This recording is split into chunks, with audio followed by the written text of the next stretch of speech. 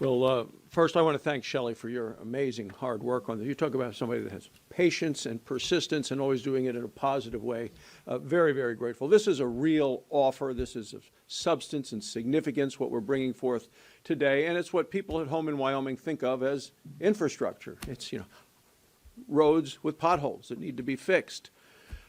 It's waterways and airports and ports that are clogged. You're worrying about flooding in different water systems.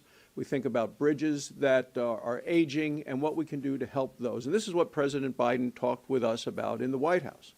This proposal is fully paid for, does not need to have any raises in taxes, and avoids the big threat to the economy right now, which is inflation. Inflation is the #1 threat to our nation right now in our economy. And that's not just me saying it. It's Larry Summers, who had a long piece in the Washington Post the other day talking about inflation that is coming and coming faster and to a greater degree than he even thought.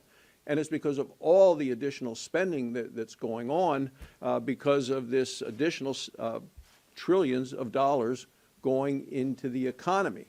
So when we talk about this $700 billion or repurposing money, there is clearly money that should be spent in ways where the money has already been committed. It's not additional borrowing and additional spending. This is what we talked with the president about.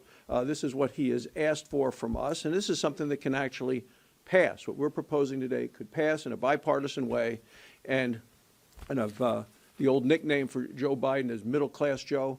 This is something he would normally be for, and this is something that the middle class of America would say, yeah, this makes sense to us.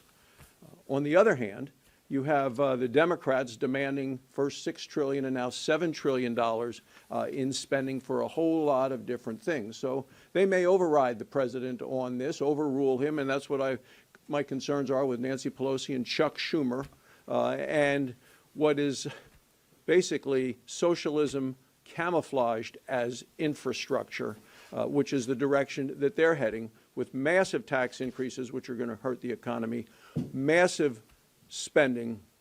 If that's the direction that they want to go, they can try it. They're not going to have even a single Republican support for that approach. I would say to President Biden, this is something that will work. It will help the country. It will help us move forward. And we would very much recommend to you accepting this, moving ahead with it, endorsing it, and getting this done for the best interest of our nation.